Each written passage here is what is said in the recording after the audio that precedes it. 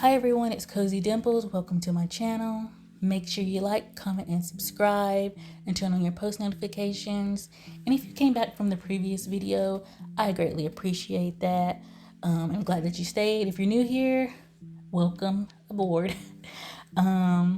Today we're going to be looking at The Moon Fairy by 𝙼𝚘𝚘𝚗 and 𝚂𝚑𝚘𝚘𝚗. If I messed up on that names, I apologize. I will leave the story in this description. I'm not going to read the whole story the story at all, of course, because copyright. So no, I have my own summary. So just go into what it's about. The Moon Fairy is a short story that brings in elements of fantasy when a fairy-like creature appears at the home of a young woman named Sylvie. In the beginning, the Moon Fairy seems friendly and soft, but that quickly changes when the Moon Fairy becomes possessive of Sylvie. As this attachment grows, Sylvie's connections and her health seems to dwindle. First, I want to discuss my take on the theme. Again, the main characters, Sylvie and the Moon Fairy, and in my opinion, in a certain way, like another side main character is Uncle Claudius Eppenberg, just because of how the story goes from the beginning to the end. My take on the theme is the dangers of consuming of what you think love might be when it is not. And so what I mean is a lot of times, like we see in the story, somebody consuming what they think love might be, and they're not realizing that it's not love. That's not love, you know.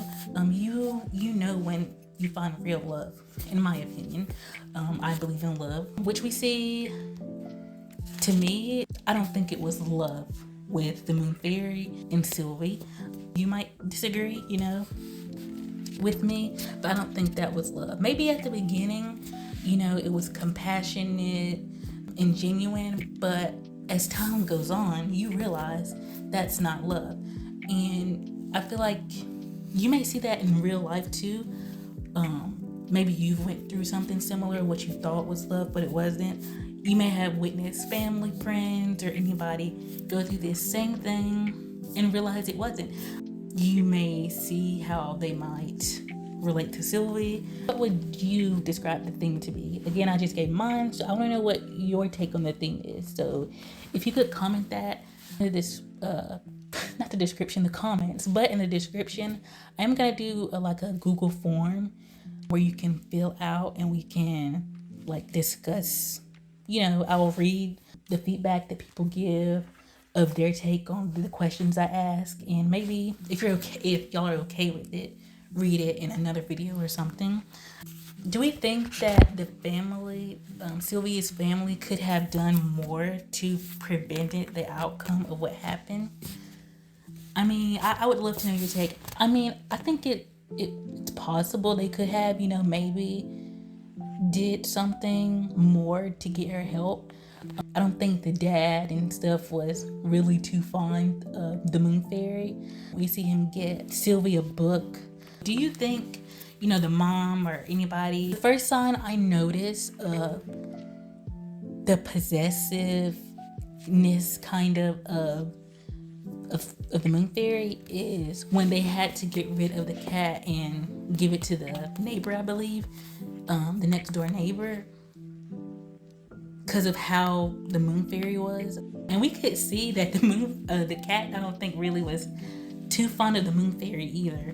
Another point I want to discuss is Uncle Claudius being a victim like Sylvie. It talks about that somewhere along in the story, about how him and Sylvie were both victims of accident. Remember, he was in an automobile accident, but you know, they're both victims of accident, and I feel like it took a mental toll on both of them.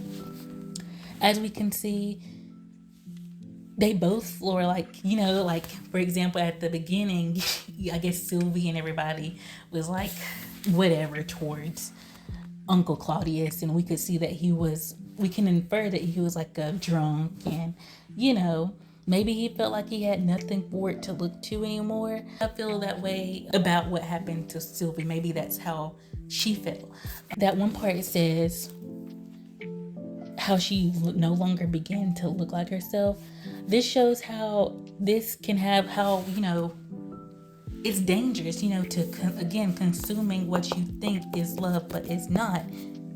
It left a dangerous, deep impact on Sylvie that she no longer looked like herself.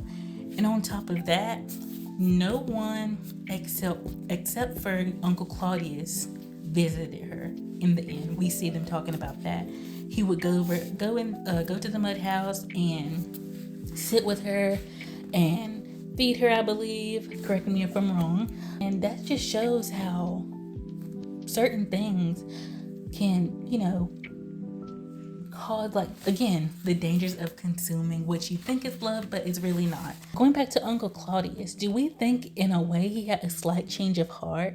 Him and the Moon Fairy were pretty much enemies, but he was the only one of the only ones who would visit Sylvie in the mud house.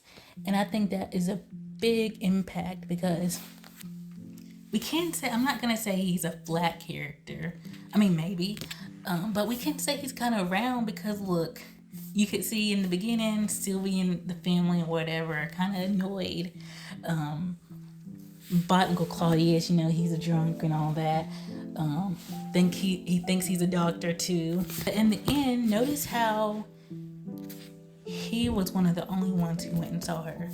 And sometimes that actually happens to people, where they went through something and they've been a victim of something, and they don't have anybody. You may have had people who have tried to help them, but they didn't, maybe receive the help, and when I say receive, they didn't want the help. That's what I mean. Well, I'm not gonna say want the help, I'm sorry, but they wanted the help, but they couldn't express that they needed the help. And just, again, Uncle Claudius was really the only one who visited her. And that, I think this story was like an emotional one, because it is dangerous. It's, different things out there that people do or what they go through, and they think, oh, that's love. And it's not, but a lot of times they might not be able to see it, mentally they might not be strong enough to see it at the moment. So if you, know anyone that's going through something, in a way like Sylvie, of course it's, different, it's not a moon fairy, in a way, the actions like the moon fairy, reach out and try to help someone, because you just never know what they're going through or what they're wanting to say, but they just don't have the mental stability to do so, or the courage to do so, physically, mentally, emotionally, spiritually. That's my take on these points. I'd love to know everyone else's take in the comments. I'm gonna try to do, like, again, the Google Forms, where I ask these questions and see what y'all's take are on them. And I'm also going to try to do like a worksheet, especially if you teach classes or a teacher. But I mean, like, for this story, it would probably be like for older students to read, maybe, just because it's not really, I guess, appropriate for younger ages. It might be, but I just want to, create a worksheet. Once I get that together and set up, I'll put the link in the description. I'll link the story in the description as well. So yeah, I think I have some pretty good writing and visual prompts, like I said. So please do check the description. Again, if you have any story recommendations, hey, even if you have a short story or book you want me to read and give my thoughts or points on them, please do so. And one more other thing, I love episode stories. I absolutely love them. So I might try to include those. I mean, it'll be different because that's obviously a different setup. And I know some stories authors haven't finished the book, but even if they haven't finished it, I'll give my point on it. Or I might even